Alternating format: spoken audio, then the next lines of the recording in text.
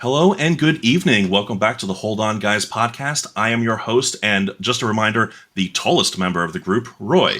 Today, I'm joined by Dayton, John, and Jordan. Jordan, welcome to your first time on the podcast.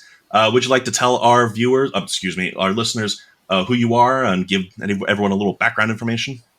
Yeah, thank you guys so much for having me. My name's Jordan Jensen. I'm a drummer from Tampa, Florida. I now live in Austin, Texas. I love it here. Barbecue is one of my favorite things on the planet. And thankfully, I don't have to drive more than 5 minutes without hot meat, so God bless them.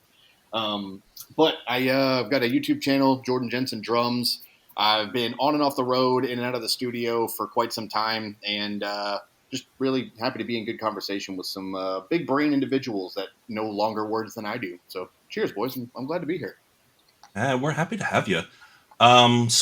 Just like every other night that we do this thing, I just want to say, hey, everyone, and welcome. Does anyone have anything that they'd like to share? Highs, lows, complaints, grievances, or jubilations that you'd like to start off the night with?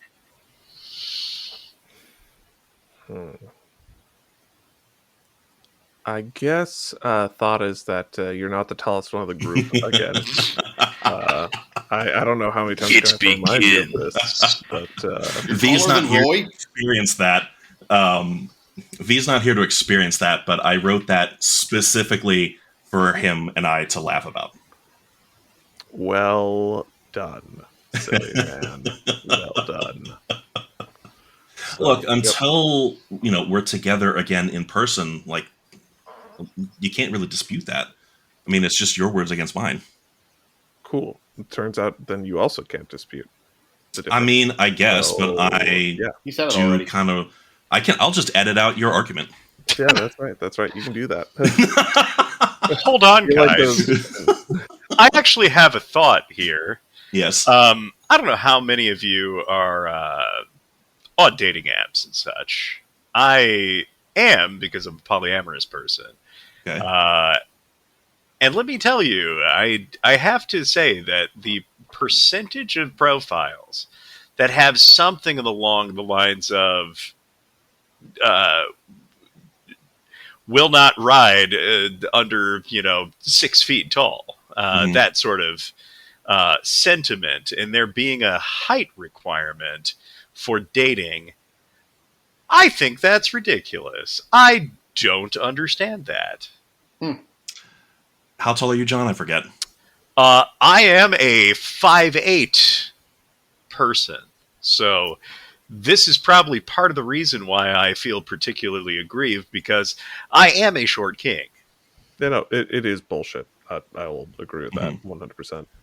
Yeah, it's... So my wife and I met on a dating app. We met on Bumble. Shout out to Bumble. Whoop, whoop.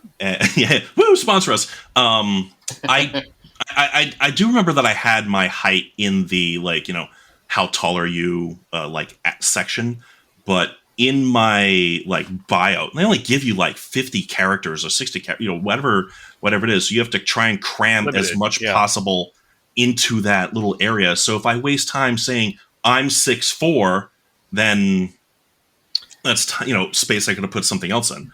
Right. No one looks at the fucking bio and how tall are you? I'm like, it's right there. You just look. Yeah, I get that. Well, in actually, the no, spirit I don't of that, not reading, it's amazing how many times I've matched with someone who I'm very openly polyamorous, and they're like, yeah. "Wait, you're not monogamous?" And I'm like, "That's right there." Polyamorous is not available that big of a word. That is true. More than monosyllabic is too much for our current education system.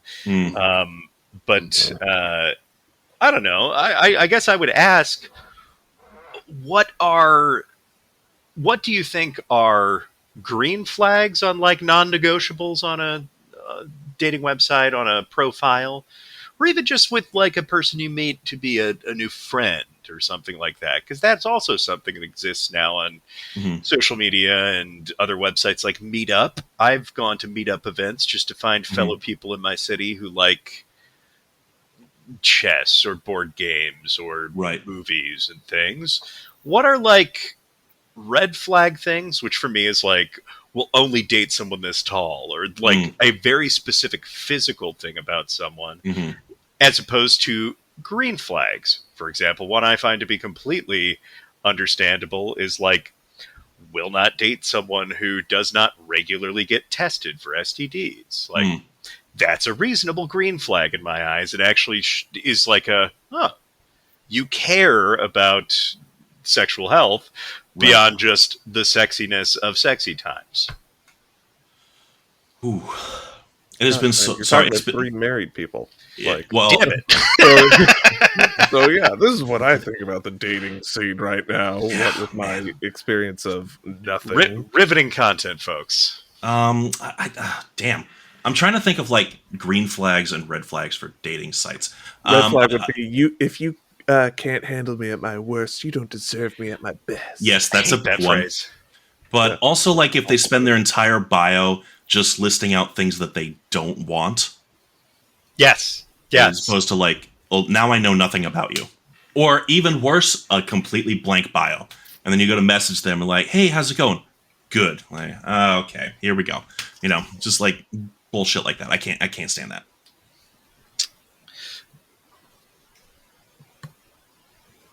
Jordan, any thoughts, RE? I mean, if I may ask, how did you meet your partner, and what was something that stood out as a green flag to you of, I want to spend more time getting to know this person? Yeah, so I admittedly am terrified of dating apps. I've never used them, never wanted to use them, and I'm surrounded by friends that you would think they're playing Pokemon Go as much as they're fucking swiping on these things, which it's entertaining to see them do it. I'm good. So for my partner and I, she actually reached out to me on Instagram, which is really cool. I'll say, so looking for green flags, because I definitely, I'm in my mid-30s. I know what red flags are. I'll say a lot of green flags are just knowing the company that you keep is a very telling sign about you. And she has an incredible relationship with her entire family. She has an amazing circle of friends. She's an incredible mother.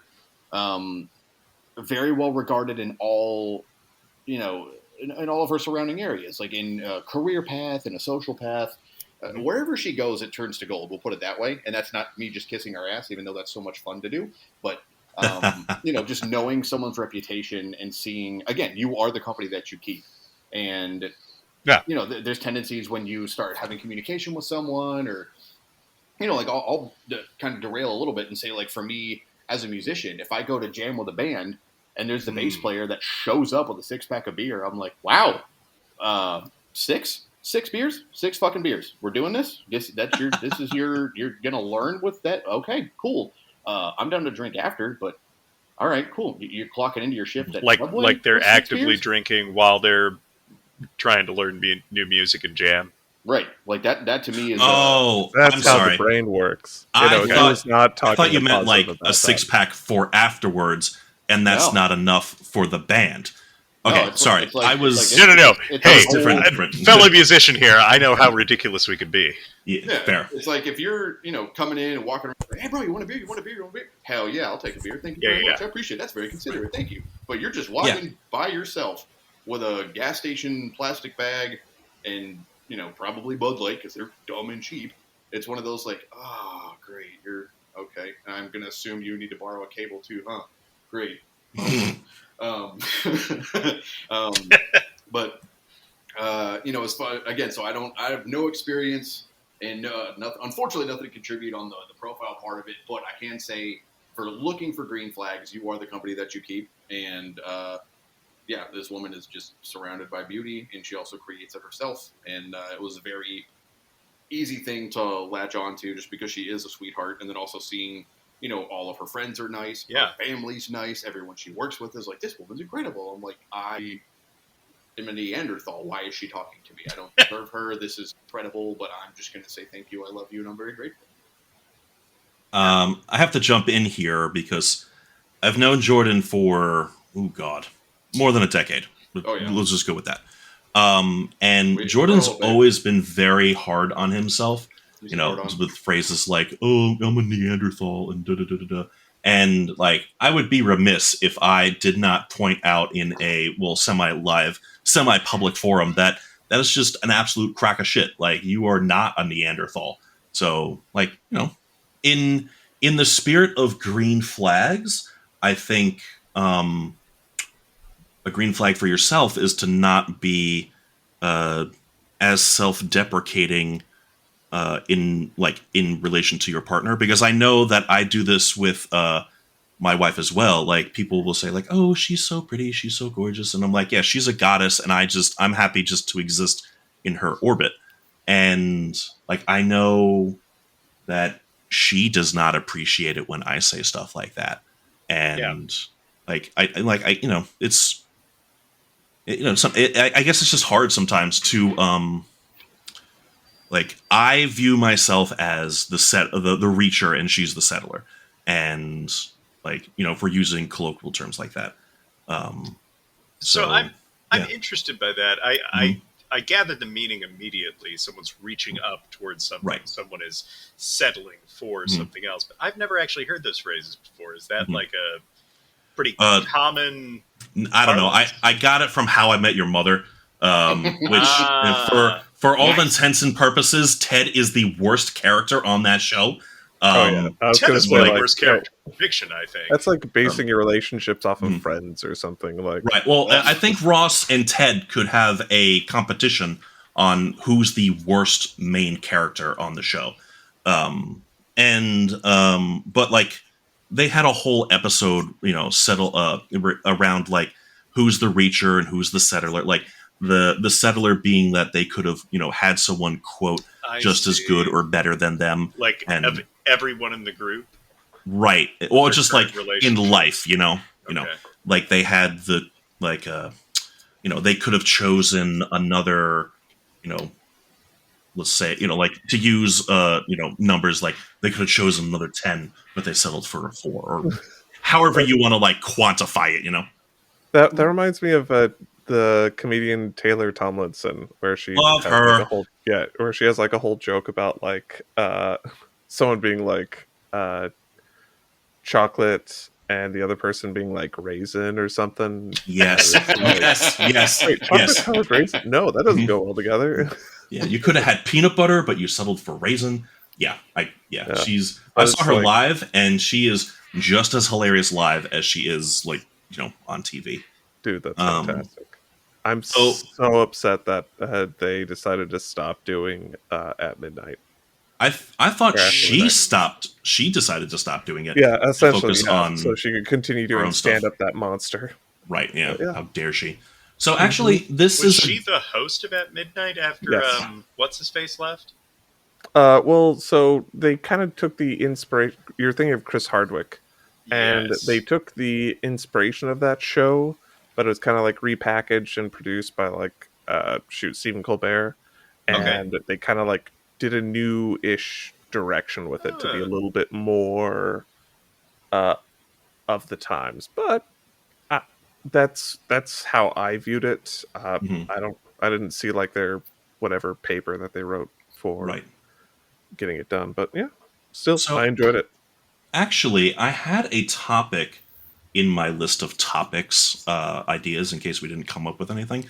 And I think this would be a really good segue into that topic. So, shifting from good green flags for, like, in other words, finding other people, Hmm. what makes a good partner a good partner? And to take it one step further, what do you, so, us individually, what do you think makes you a good partner for your partner? Whoa. Direct communication. Absolutely. Like I hate that it's such a fucking cliche. No, it's not a cliche at But all. it's just Not even like close.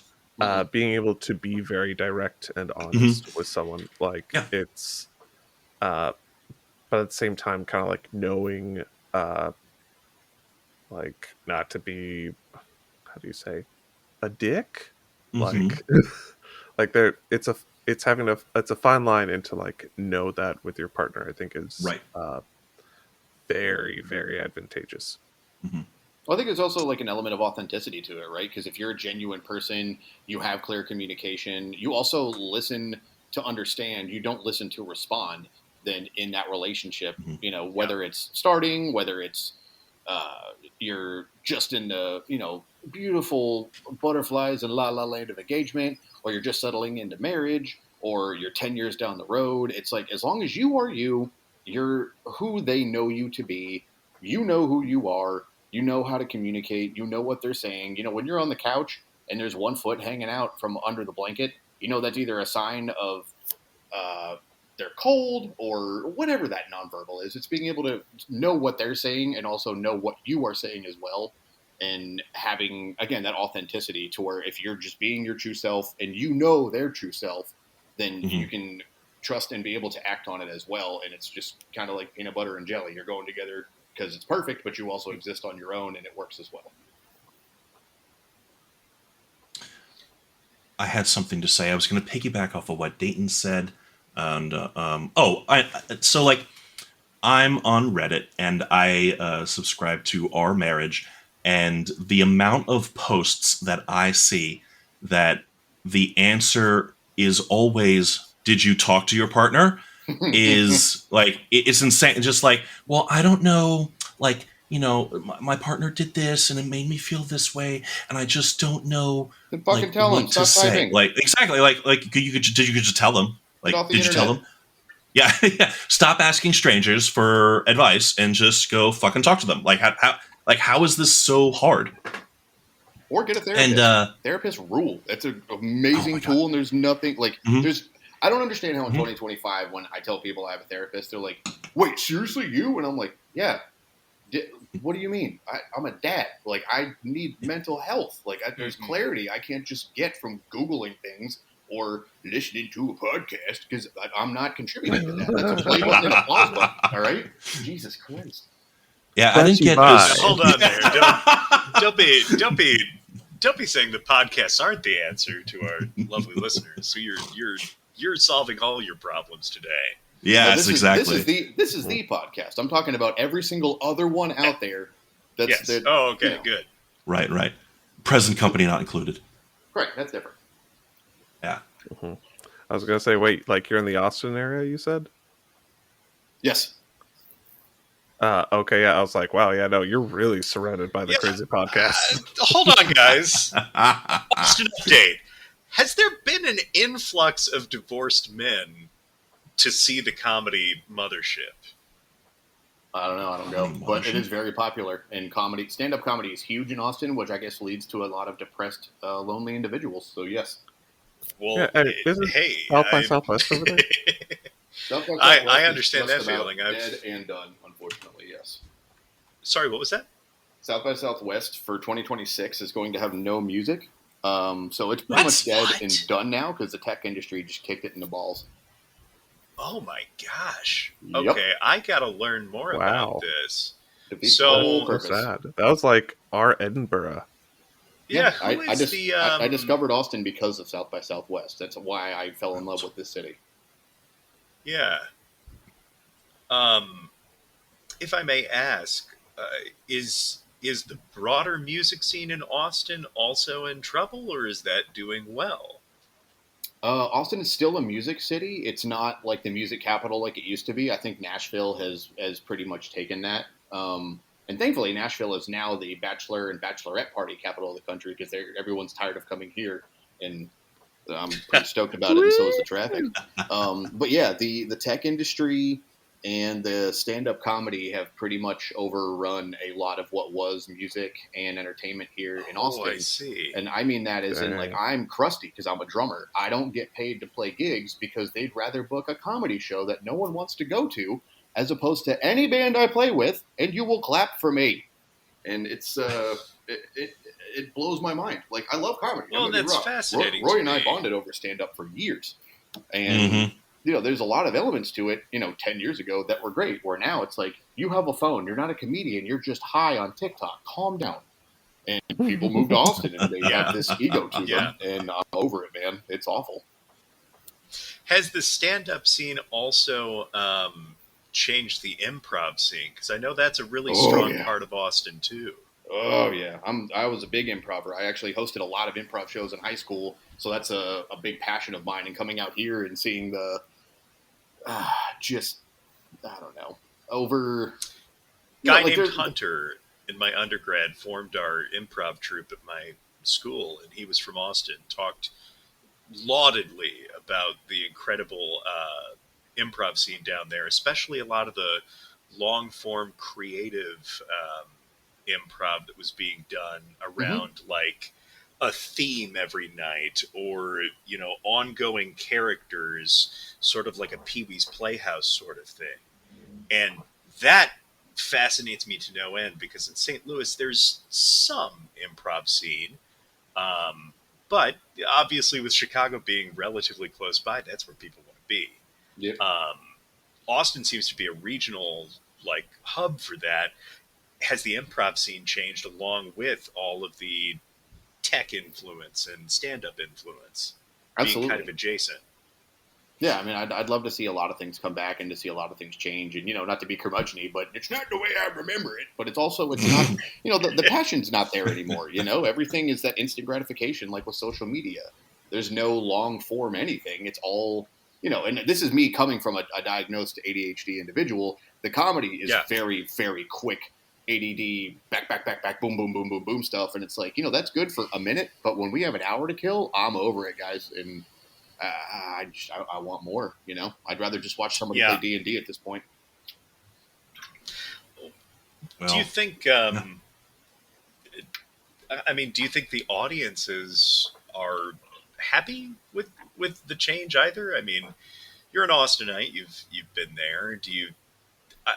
At least from my experience with live music here in St. Louis and in Springfield, where my dad lives, if you are a consistent gig, you consistently either put out new material and are playing your own songs and they're good, or you're consistently good at doing covers, 90%, maybe 10% your own music, like a lot of bands do that just gig at bars and things. I have never not seen a musical act that has at least your standard bass, lead guitar, drummer, singer, possibly rhythm guitar. Mm-hmm. Like, when you have that and they're good and they're consistent, they have an audience for 20 plus years that grows with them and follows them to bars wherever I've seen in every city. Mm-hmm. Like, and I don't see that in the same way with the stand-up communities I've joined. 90% of the time when I go to a stand-up comedy thing in the city, unless it is one of the very few places that's like, we get popular folks and they're actually in a comedy club rather than in a larger venue, I find that they're never bringing in new audiences. They're just bringing in all of their friends who want to do open mic the next week, and that's no exactly one what else. That is. Yeah. How is that sustainable for the bars? Beats me, man. That's why I'm frustrated. I don't get it. This is beyond me, and I think I'm just now one of the, live gigging old heads that I just want to put my drums on stage, brother. I get it. That's a shame. Quick hits. Best diner food in Austin. Ooh, it's still Magnolia. Okay. That's a good one. Best vinyl shop for your money. Oh, God. So for me, I'm gonna say Waterloo, but unfortunately they are moving. So I'm gonna go with gut and say Waterloo. I love that record store. They still walk around and enjoy sifting through bins and bins and bins.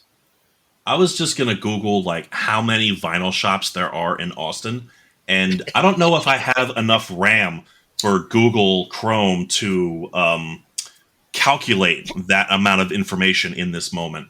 So we're just going to imagine that it's more than a few. There's a bunch. Yeah. So hold on, guys. Did you guys see any movies lately? Any good movies? Anyone see any good movies lately?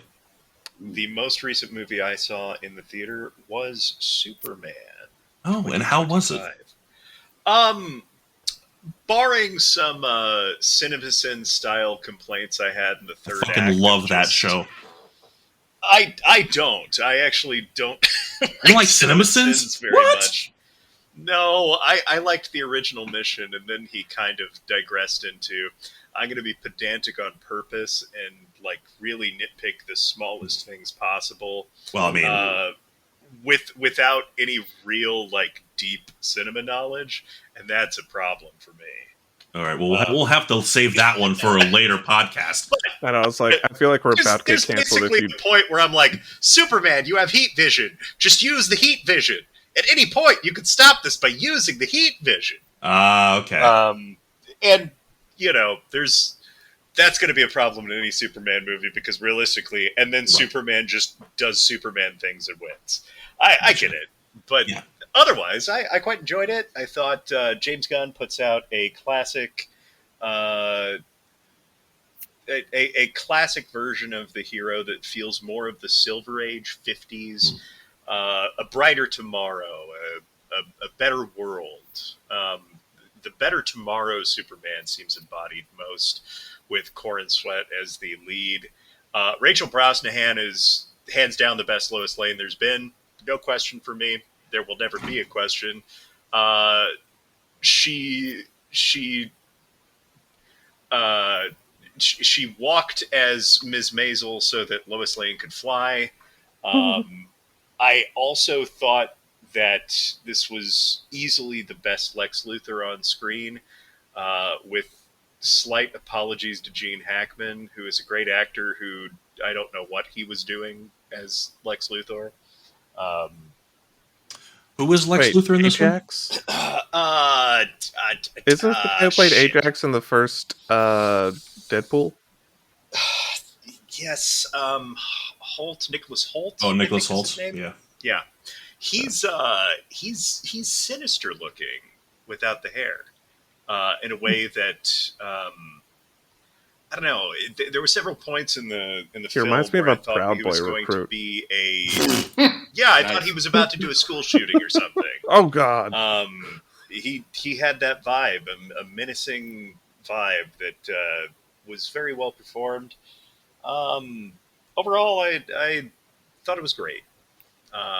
Good old time. Score is very good as well, and they feature some interesting some interesting villains to my mind. The ones that are beside Lex, if not for their characterization, which is pretty flat, but for the actual power set that they have, very cool. Huh. Sorry, that was Beck and I went longer than I think I to- intended it to, No, to it's be. fine. Oh, you're Probably fine. a long movie. So I don't Beck and blame I you. went to a different movie recently. It was Top Gun, or no, what Naked Gun? Oh yeah, how was that? Yeah, the new one. Yeah, that honestly, it hits the notes. Like Okay. That looks so it fun. is a, I will say it is a member berries kind of film where it's like, do you know what? Like it has the same styles, but it is different too.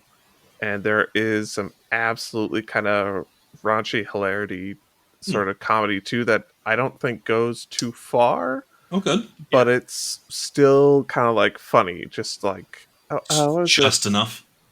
Yeah, it's like just like a constant knee slapper sort of thing. Like Yeah.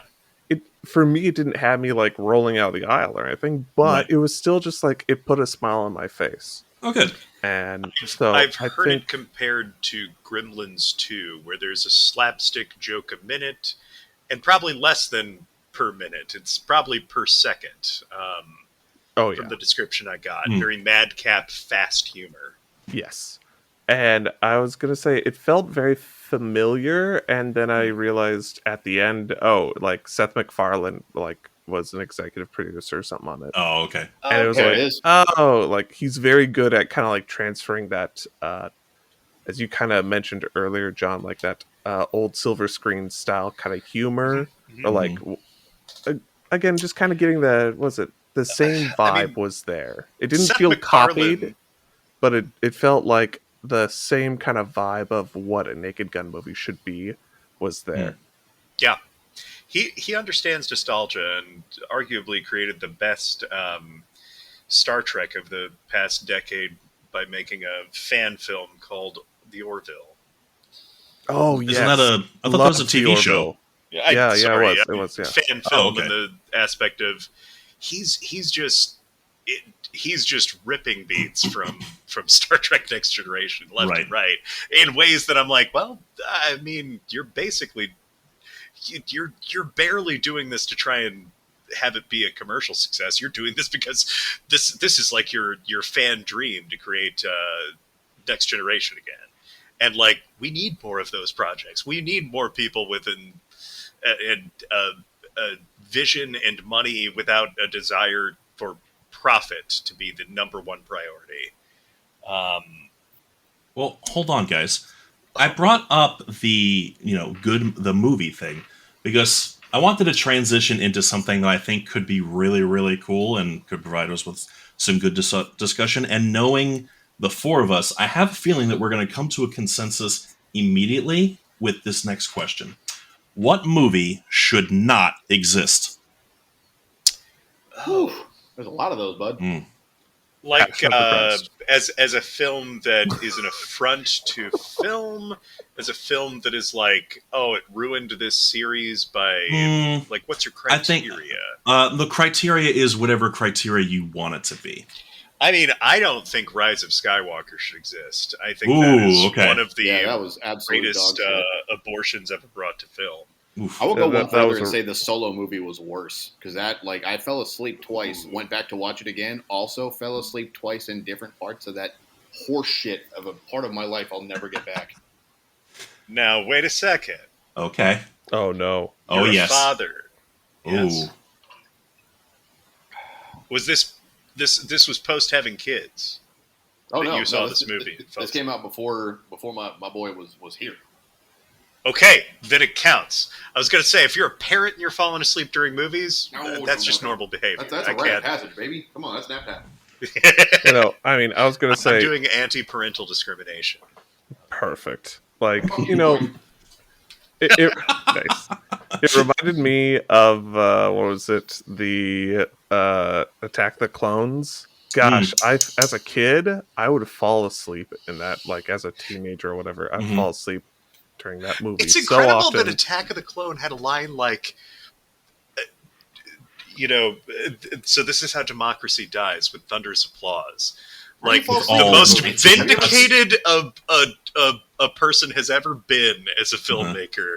Like, called his shot, home run, in the same film that has... I hate sand. sand. It gets Yes! everywhere. All right. Okay, hold on. Those are all good submissions and very valid contenders. But I think we're all missing the movie that should not exist by Okay. definition. Okay, tell us. Oh, Roy. The last Avatar Airbender movie. The bullshit that M. Night Shyamalan Ding Dong came out with. That's the movie that should not exist. I never watched it. I intentionally That's didn't up there watch with it, Dragon so I Ball will Evolution agree. and being the worst, just the worst adaptation that's ever been done.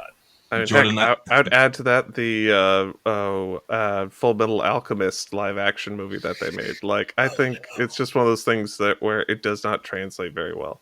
That exists. Oh yeah, it's on Netflix. Oh, It was so bad. I mean, like, props to the like actors and everyone who like did their best, but it's just like a amalgamation of different episodes just crammed together, and it's just terrible. Let me make one quick amendment to my Dragon Ball Evolution hate. James Marsters gets a pass. He tried. He tried as Piccolo. James Marsters, you make Buffy the Vampire Slayer so watchable when I watch it with my girlfriend. You voiced Zamasu in Dragon Ball Super unpaid so that you weren't breaking union rules. You get a pass from me, but Dragon Ball Evolution did suck. No, Avatar: The Last Airbender is a fucking terrible film, and maybe... Oh, yeah. Is that what finally made Hollywood go, okay, guys, let's stop giving M. Night Shyamalan films, please? I don't think so, because I'm pretty sure he's still making films. No, Yeah, he's He definitely is, still but he making had to. films. He had What to about a go to concert? really small budgets for a while. Mm. He basically was put into director jail for a while. I hope. for being And, completely unprofitable. I know I'm going to catch a lot of hate for this, and this may sink the podcast before it even gets off the ground. But Perfect. yeah. Go, Do it. go, yes. I Let's didn't mind. Let's ride this Call me the news like a unsinkable didn't- Bobby boy. Brown. Let's go. I didn't hate the Star Wars prequels or sequels. I think they're just movies. Like, look. Hear me out. Okay. All No, right? No. I will not hear you out. That is Right. blasphemy, sir. Heresy. Okay. I know. Look. And maybe John it's does not maybe- agree with the views stated on this podcast. maybe this is more of a reflection of like the film industry as a whole, what it is today. But my bar for being like what constitutes a quote good movie to me is didn't make me forget about life for a few hours and wasn't entertaining. If I'm constantly looking at my watch going, is this over yet? Like, then it's not an entertaining movie to me. It's not a good movie. And if I can just kind of disassociate from life for a while, then I'm okay with that. And I can do that during the Star Wars movies. And that's fine. I disagree. Roy, you could Oh, right describe on. the exact same thing by talking about pornography. It made you feel a thing. You forgot about your surrounding environment, Gotcha, wow. disassociated for a few hours. Bow chicka wow wow. Hey, What are you saying, Dayton? Bow chicka wow wow. About no, sure, I guess spectacle filmmaking has always existed and been a reason to go out to the theater. And I'll say this: I don't think Avatar, not Avatar: The Last Airbender, but Avatar, the James Cameron franchise, the blue people, yeah. the Blue People, Yeah. the Na'vi. Excuse me, you are correct. Yeah, I long to be one with the trees. Mm-hmm. Yes. No, but they're not anything original. It's Dances with Wolves, but blue. I was going to say Pocahontas, but Smurfs in blue. space. Nice. Yeah. But I will say, going and seeing that in the theater, Mhm. it was a pretty remarkable thing for its time, and the like just what animators were able to do and create, and Right. the designs were fun. There's something to that, like.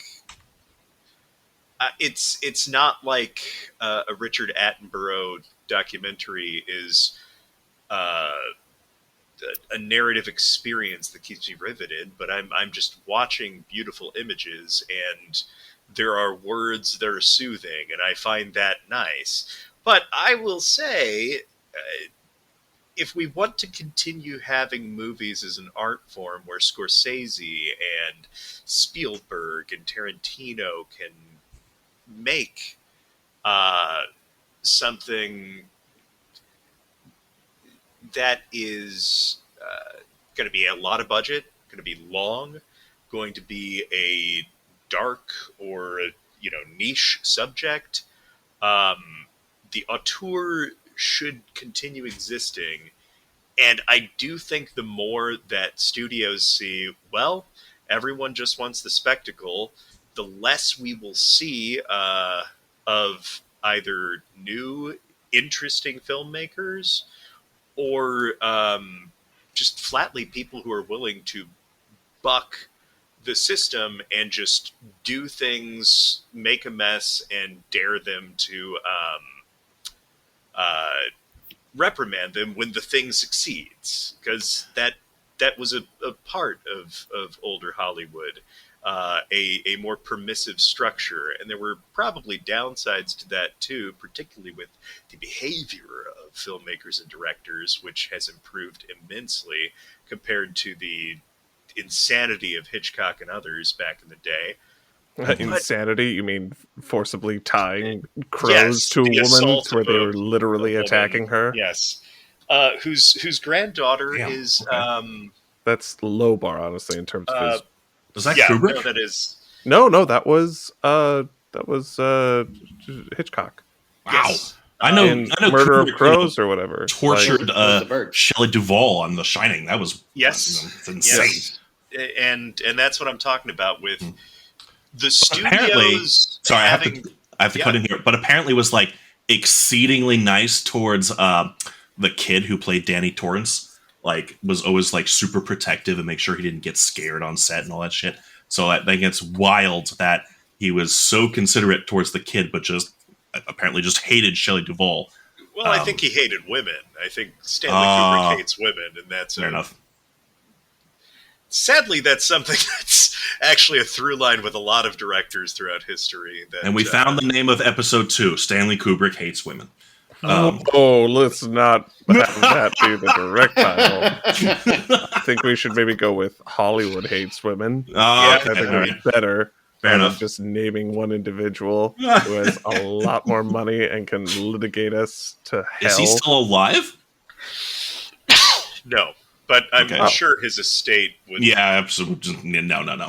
No one that rich ever truly dies. Right, fair. Money carries on like a pharaoh's tomb. Yay! How? I don't know. That was. I don't know what to say to that. It was equal parts profound and silly. It felt aphoristic. Oh god, there's so many fucking big words in this episode. What is going on, guys? Not Aphorisms me, all right? There's literally one person to look at for all this. Yeah, listen, fair. Just because I'm loquacious and have an interest in lexicology does not mean that Roy, I don't know, have a good time. You have a strong sense of syntax. Hold on. Friend. Oh, wait, sorry? You have a strong sense of syntax, my friend. Indeed. You know what? I He do loves it. enjoy It's fun. syntax. And hold on, guys. I think it comes from at least somewhat being from Missouri and having this need, especially when I went to college with a lot of folks from New York and other areas. I tried very hard not to feel like a bumpkin. And I was like a suburb of St. Louis, but like we're miles from just Missouri.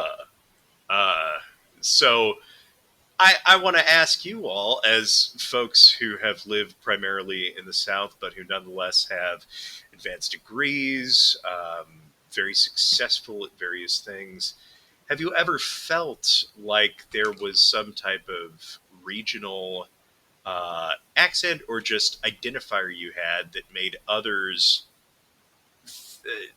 less likely to trust what you had to say, or wonder if you were fully literate and smart? Yeah, brother, I'm from Florida. Okay. Yeah, I'm from Idaho. Like, you fuck kidding me, man? Like, I mean, heck, there's, and I would say there, yeah, I actually do remember. Wow, this is an old memory. I used to also speak with a lot of big words when I was a little kid, but on the bus, I think I got teased a lot by some of the people who I was friends with on there. And they were like, why do you have to always talk with such a thing? I was like, I don't know, just it's how I talk. But yet, interesting.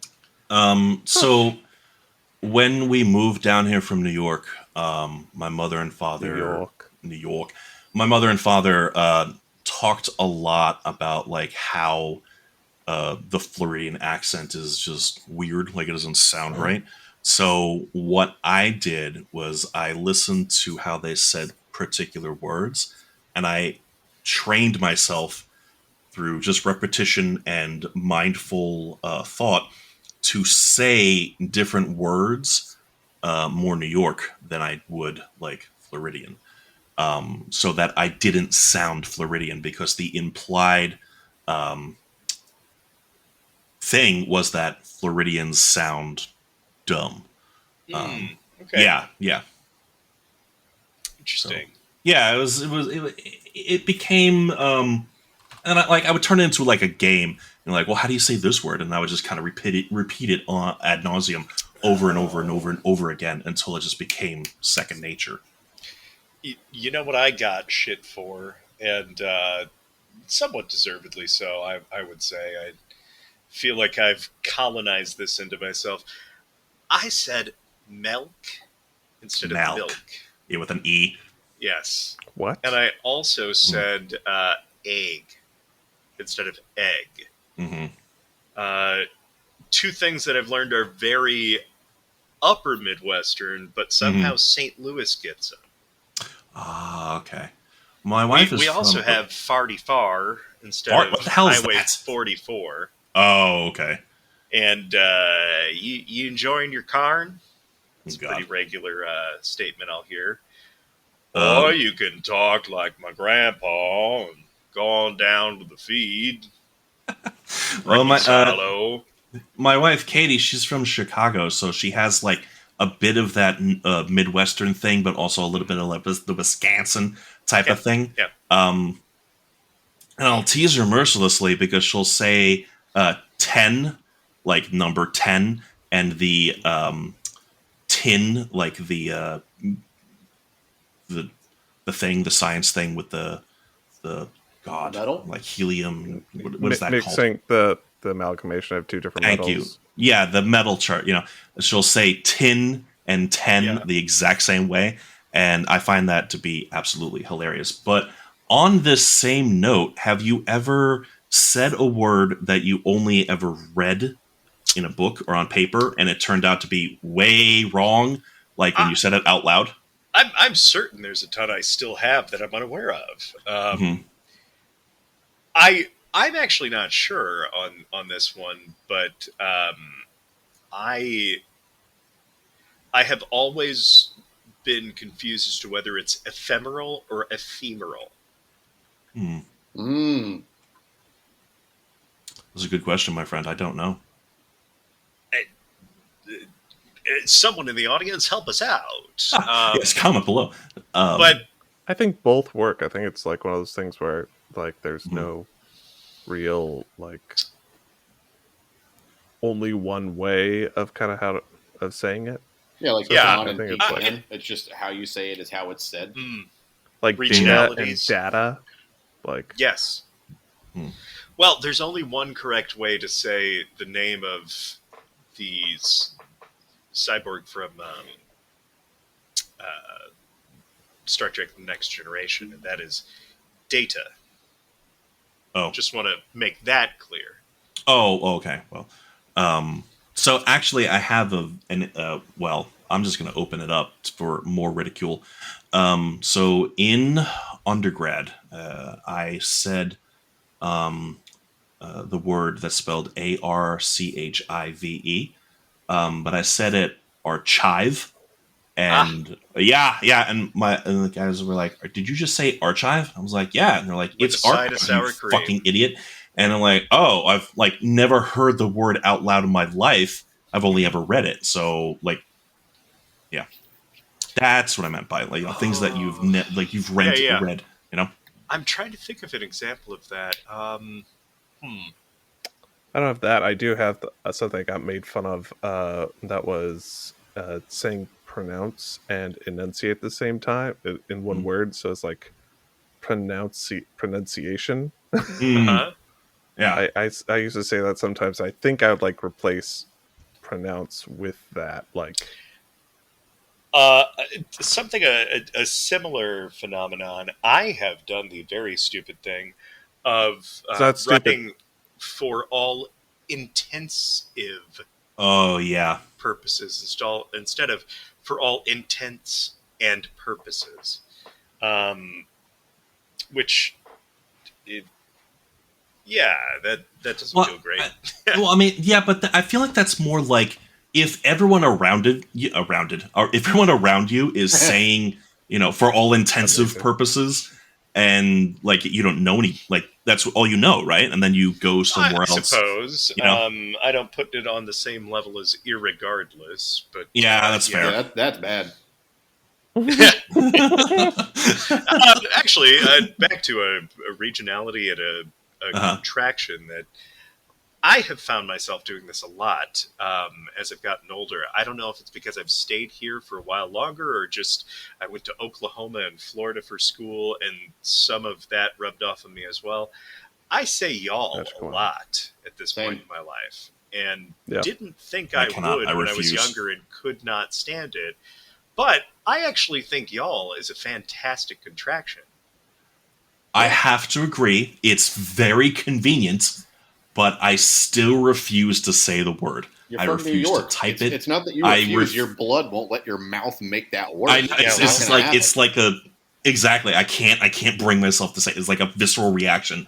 I mean, I literally had the conversation with a friend the other day where she was like, "When y'all coming up here?" And I was like, "We will be up there to visit you guys." Like, like I made a point to, like, there is some old granny in the South who will make you the right the right cheese grits or jambalaya or pecan pie or peach pie. Some kind of food-based delivery device to give you just a little touch of the South and allow you to say with vigor, y'all. Like what I'm feeling in my heart, my inner Southerner is going to come out. Come on, y'all. Yeah, let's head out. Let's have fun. Come on, y'all. Let's get on the jet skis. Doesn't that sound fun? Don't you want to just skinny dip in a lake? It's funny you mentioned grits because I had grits the other day at a quote diner, and it was like glue, and yeah, I was not a fan. I said grits. That's a horrible. I actually listed lots of things I don't like because I'm actually not a real Southerner. I'm from St. Louis. I am not at all a true son of the South, but I don't know. I think New Yorkers, you've had your time being the cultural standard bearer. Let the Midwest lead the way for a little while. Chicago's great. We have some fantastic culinary traditions. Putting cheese on it. Great authors who reside in our varied and disparate climes. Oh, okay. Well, I have to jump in here because you said culinary and Chicago in the same sentence. So, and Katie and I have talked about this. Fight over pizza. Are we fighting over lasagna versus pizza? No. We're going to talk about Chicago deep dish, quote, there we pizza go. and normal pizza. A baked pasta, if one would. I cannot stand Chicago pizza, for the record. It's one of the most atrocious things I've ever consumed. And I've done this in Chicago. So for everyone that's like, you haven't had it. Yeah, I have. It ain't for me. That's more for you. Don't make me eat your crap. And also, I will defend grits. I love grits. With or without butter, with or without cheese. Fuck yeah, grits. If grits are made good, then they're delicious. Nah, they're grits. I don't hate them. I'm just meh. Grits are a lot like oatmeal to me. I don't care how good you make them. There's an upper limit to how much I will enjoy it. Man, I couldn't afford to make grits taste good when I was little. It was you eat them or you're hungry. So I love me some grits. Hey, I had a lot of nights where it would be canned peaches and some kind of bread or something else. And millions of peaches. I love me some canned peaches and canned pears growing up, but now that I'm older and can get fresh fruit, it really does make a difference. Hold on, guys. I actually had to introduce my wife to the Peaches song recently. Really? What is the Peaches song? Mario. Oh no! I know you just sang it. Presidents of the United States. I have no idea. Yeah. Oh my god! It was a meme song before the memes. Like pre-YouTube. Millions of peaches. You know, it was essentially. Oh gosh, how do I even explain it? It's just one of those like once it's in your head, it stays there. But there was like a line. I saw this on Reddit. It was like how to tell whether or not you're an elder millennial, and it was like peaches were put in a can, and then I was like, okay, yeah. I clicked on it and I saw the comments, and always. Just FYI, you always go to the comments and Reddit. Always. Those are like the best parts of a post, honestly. Oh yeah. But yeah, no, and it's like peaches are put in a can, and the next line is they were put there by man in a factory downtown. So it is just a ridiculous, weird song about peaches. This is by the Presidents of the United States of America? Yes. Okay. That's the band. Okay. All right. Well, I have it pulled up. Jordan, I'll listen to it after. You heard the song? No, sir. I will go find it. Oh my god! I am so surprised to be the only other person who knows a song. I am also surprised. Like, this thing was on the freaking radio all the time back in the day. If I may, Way back. If I may make a regression, actually, to the Grit. I was going to say digression, but I guess it's both digression and regression back to the pizza talk. Please. I will proudly submit from some Chicagoans who forced me to drink Malort once. I am so curious about that. What is Malort? I'll Google it. Have you ever Google smelled a cologne that feels like it was meant to troll you? Like, you smell it and you're like, no one could like this. And then someone else audibly smells it and goes, oh, that's fantastic. That's what I feel like when a Chicagoan opines about Malort. A liqueur that tastes more like burning garbage or what I imagine those penguins who get cleaned with Dawn soap after the Exxon Valdez has in their spill. Just cuts right through the grease there. Just imagine that is what they distilled to create Malort. It's not good. It is worse than a licorice-based liqueur. I don't know how that I hate could licorice, be a thing. So I like if they licorice-based If they could create a tagline for it, it should be Malort. Tonight's the night you fight your dad. Okay, I like that. In the spirit of that, I have known some Malort-swilling Chicagoans who defend their ridiculous hot dogs, who will say with a straight face that the tavern pizza is actually more emblematic of Chicago style of pizza, and that they themselves prefer that to the deep dish. And knowing that from several people I know from Chicago being a true statement, I do think there is division within Chicagoans as to whether deep dish is the true pizza of that city. They're wrong. It is the cultural export and what we know it to be, and whether you believe it to be something different doesn't matter. Perception is reality to some degree. So deep dish is the pizza of Chicago, and this coming from a person who abandons and rejects St. Louis style pizza as inferior to New York and any number of other styles, including to Detroit pizza, which is criminally underrated. Yeah, Detroit pizza rules. I didn't know St. Louis had their own style of pizza. It's more of a Bali's kind of style of pizza. It's not great. So first off, I've had a Chicago dog style of pizza. Really, Chicago dogs are they're pretty good. All right, like I won't complain. Like it's pretty good. Sicilian pizza is the tits, and I agree with that. Like, I agree. New York style pizza obviously reigns king. Yeah, but like I've had so many arguments with Chicagoans about like Chicago deep dish style pizza, and the conclusion that I've come to is you cannot classify that as pizza. That is a cheese pie. It's not pizza. It is a cheese pie with a tomato sauce on top. No, and I think disregarding completely while the sauce is on top, that is the best approximation that I can come to for keeping the peace, really. There's because like it's not pizza. Baked pastas that would be wait. to... Your way of keeping the peace is by completely like trashing. Oh yeah, your other groups. Yes, exactly. Mary, what if you have this thing called a civil union? Here, guys, I'm really a great but person, it's the same but kind fuck those people over there.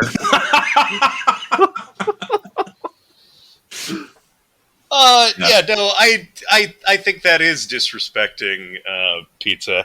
I'm fine with calling deep dish a style of pizza. It's fine.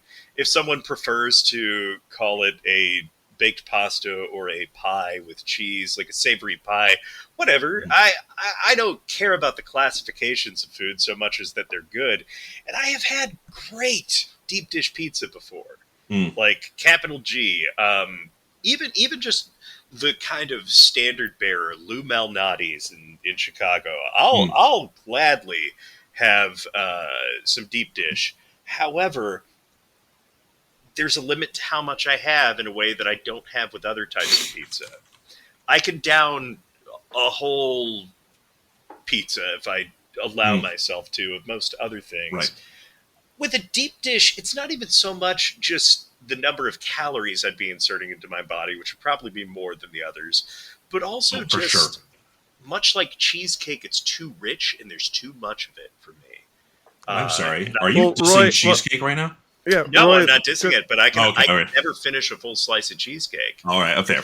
I mean, you haven't been around me. You pass it on my side of the table, homie. I got you. Right. I could devour an entire pecan pie. No, thank you. And happily do so. But I would not finish the cheesecake. Same with this monstrosity of deep dish. It's just too rich for my liking. So, Roy, your significant other, she likes the, what is it again? Deep dish? Deep dish what? Pizza. Oh, a deep dish pizza. So it is a pizza. Well, that's what it's called. Look. Are we about to have the is cereal a soup? Is a hot dog a sandwich or a sub? And is cheesecake a cake conversation? Already a podcast. No one the podcast before someone said hot dog sandwich. God damn it! Fuck you. We're hacked already. Yeah, it's a freaking pizza. It's okay. Why is it that we have to like hold something like gatekeep a food like that? It's fine because there's nothing we can actually argue about anymore that won't cause people to get angry, so we'd use this as a substitute. Damn it, that's too fucking real. That's also why sports exist. You're right. Let's go flip a bus and light it on fire. Because politics don't exist anymore. Just rooting for a different colored team. Oh, I completely disagree. Thank you very much. And speaking of which, then, that has now given me a new name, which I loved from Reddit, which was just like let me make sure I get it right. Kankle's McTaco Tits. Yes, fantastic. That is chef's kiss. Yeah. Is this like a new ship or satellite that was named in some misguided let the public vote on something? What is this? That'd be amazing. Pretty much on a video blog somewhere. This was like a very recent high Reddit post. A woman was just going like, no, if you fucking like wanted to send everyone off to get into a fucking like alligator Alcatraz bullshit, then you do not get to go to a Mexican restaurant. You do not get to take part. Go to fucking Cracker Barrel and enjoy your food there or whatever. But she was like, no, you don't get to enjoy multiculturalism. And then she went on to call him.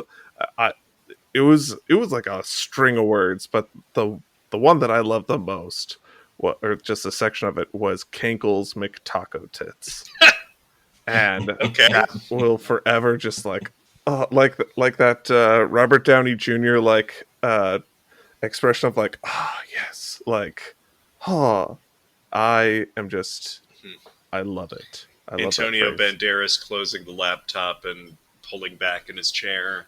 GIF. Yes. Okay. Yes. All of that.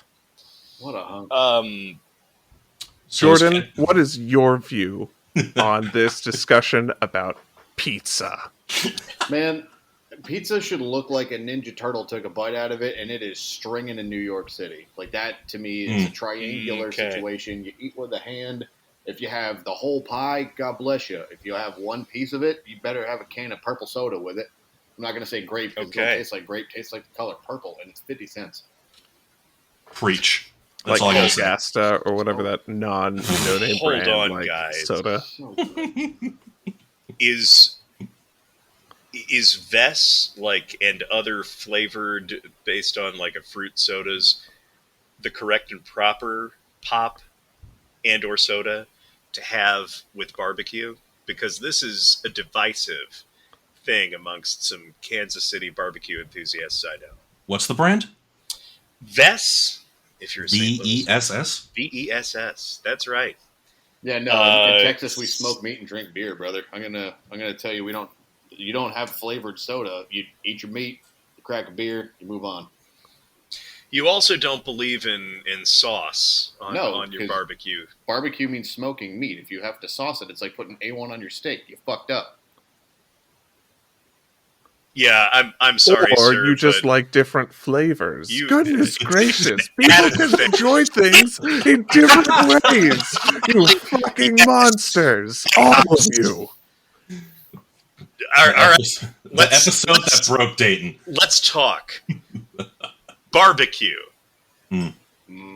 Everyone smokes meats well. Everyone smokes meats with wood and other ways to give it extra flavor. They do so at low temps for long periods of time. It is a known process. The thing that distinguishes regionalities is not usually the manner of the heat, the manner of the smoking process and what woods are going into it. It's been much more based on the sauces that go along with it that are a part of that tradition. The things that bring out parts of those cuts of meat to make them more enjoyable, which is why we think of regional barbecues as being Kansas City, vinegar-based, Memphis, sugary. But this is why we decide to make the barbecue North Carolina, not because it is easy, because it is hard. Like these are qualities that always get brought to the barbecue conversation that everyone agrees with, and Texas being the one group that's like, no, we disagree. Did you know we were a country once? Shut up, Texas. Get your fucking electrical system back together. Humpty Dumpty. Sometimes it's just better to join the rest of the group. It's the meme of like the guy being like, "Oh, did you know that sauce actually ruins meats?" And everybody else goes, "Thumbs up, cool." It goes back to talking about their favorite sauces. So fuck you, barbecue doesn't need sauce.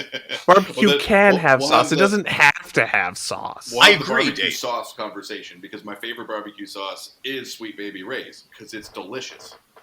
Okay, so that would be a Memphis style, correct? I don't know the answer I to don't that know. question. It's a sauce.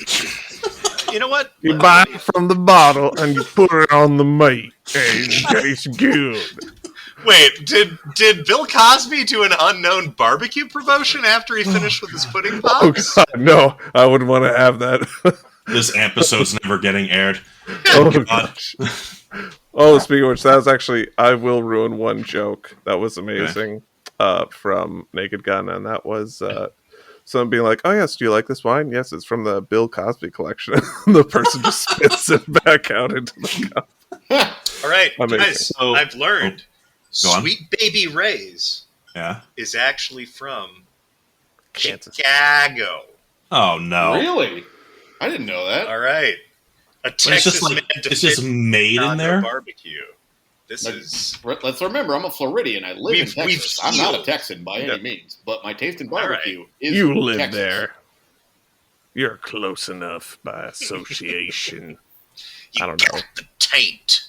Yeah, right. Oh God. Oh, God. oh no. So do you guys This go for for me. like regular barbecue sauce, or like a spicy or a sweet, or like Oh, what smoky. is your barbecue sauce Smoky. preference? Smoky always. Yeah, hickory Depends on what hickory it is. smoked flavored barbecue sauce is my favorite. Yeah. Agreed. If it's ribs, I like to do something that's got a sweet flavor. If it's brisket, I like to back off and have something more vinegar based, not necessarily as sweet, and less of it. Ribs, I will slather it on up. Brisket's Nice. different. I If you normally- wanted to argue with me that brisket should not be consumed without sauce, I'd hear out that argument because it has so many natural fats that, like, it's juicy. okay, Natural. It's true. They're Well, all if beets. it's They all made have correctly. fats. I don't know why I Well, said it's so weird. Fats. Yeah. But Well, anyways, like, gosh, your damn inner it. Southern It's an came out Idaho real hard. thing. Yeah. Oh, no, I don't. I don't want to associate with that at all. Thank you. I'm a Union man through and through. Well, Hoorah. I'm Missouri. I get to choose. Do you want to though? Do No, you? I know which side I'm on. Yeah, I'm the side that listens to Pete Seeger unironically. that's right. Now let me tell you. I don't know. So I got to go do my laundry. All right. Well, we're going to let you go do your laundry, and we're going to give you a second. We'll be right back.